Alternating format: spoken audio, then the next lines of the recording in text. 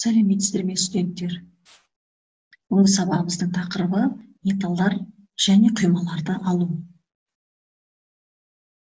Сабағымыздың мақсаты өнеркәсіпте металдарды алу әдістерін білу, тұрмыста, техникада және ғылымда қолданылатын маңызды құймалардың құрамын білу.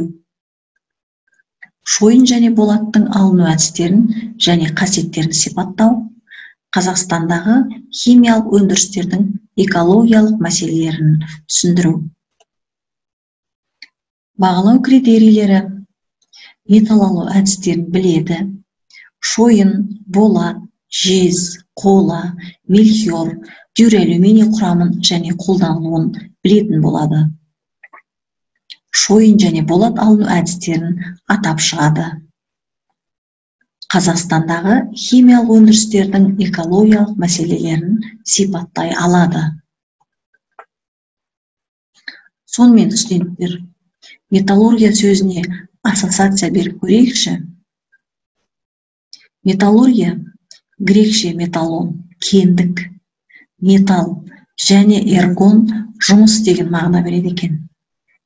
Металлургия кеннен металлды жасанды балқыту әдісі.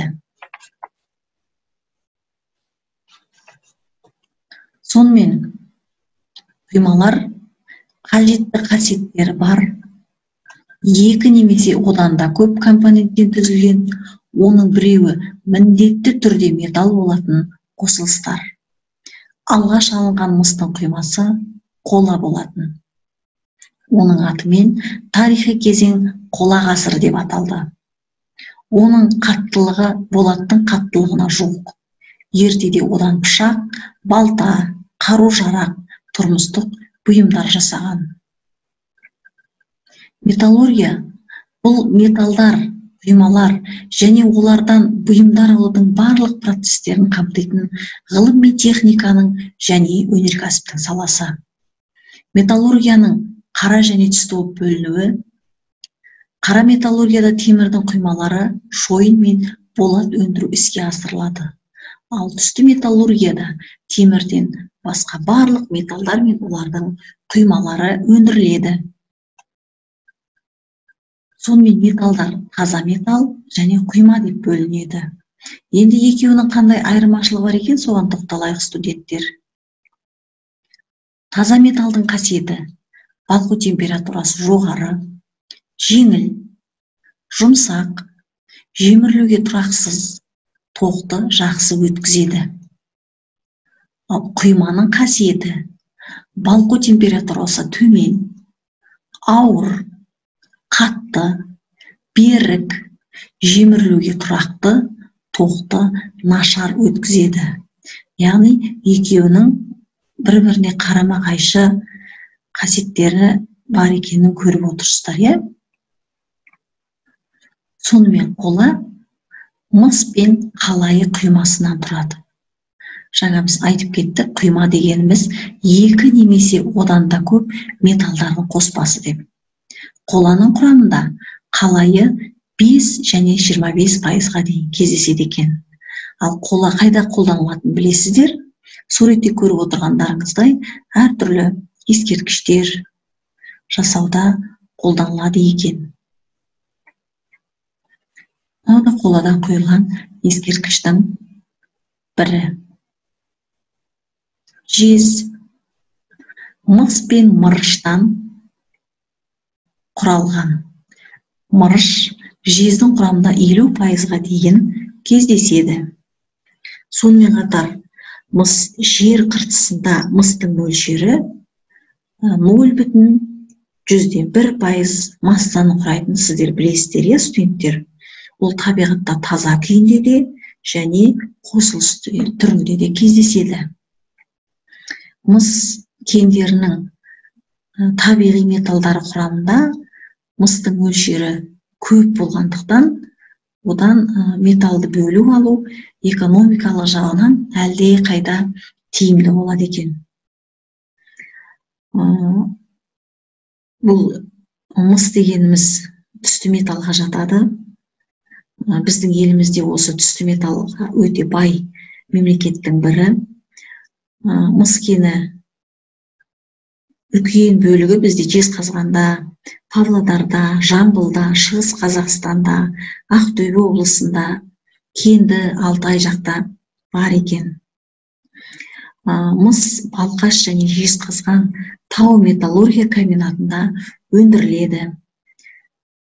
Бұл мысты алудың процесі өте күрделі. Сульфиттік мыс кендерінің пирометаллургиялық, ал оттекті құрамды кендерінің гидрометаллургиялық жолмен өндіріледі. Ал мырышқа келсек, балалар, бұл мырыш табиғатта 23-ші орында алады. Кездесу жағынан табиғаттағы жер қысымдағы құрамы бойынша бұл мырыш полиметалдық деп аталады. Полиметалдық кендерінің негізгі кен орындары бізде Қарағандыда, Алтайда, оңтүстік Қазақстанда орналасқан. Яғни бұл жүйесінің қайда қолданылатынын мына суреттен өздеріңіз көріп отырсыздар. Мельхиор бұл металл мыс пен никельдің құймасы. Мельхиордың құрамында никель 29-33% кездеседі, күміс 1% кездеседі екен. Бұл көбінесе ыдыс-аяқтар, әшекей бұйымдар жасауда қолданылатын металдардың бірі. Дюралюмин бұл алюминий мен мыс құймасынан жасалады. Мыс дюралюминнің құрамында 6-8%-ға дейін кездеседі. Дюралюминнің қасиетін білесіздер, жемірілуге өте төзімді металдардың бірі. Шойын темір мен көміртек құймасынан құралған. Шойынның құрамында көміртек 2-4,5%-ға дейін кездеседі, марганец 3%, кремний 4,5%, күкірт 0,8%, фосфор 2,5%-ға дейін шойынның құрамында кездеседі екен. Ал шойынның қайда қолданылатын суретте көріп отырғандарыңыздай, баспалдақтар жасауда, қазан жасауда және ескерткіштер жасауда осы шойын қолданылады. Болат темір мен көміртегі құймасынан дайындалады. Яғни болаттың құрамында көміртегі 0,4%-дан 2%-ға дейін, марганец 1%, кремний 0,4%, күкірт 0,8%, фосфор 0,9% кездеседі. Яғни болат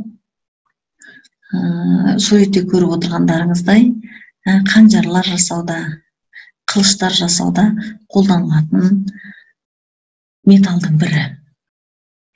Мына жерде де осы болаттан жасалған бұйымдарды көріп отырсыздар, семсерлер.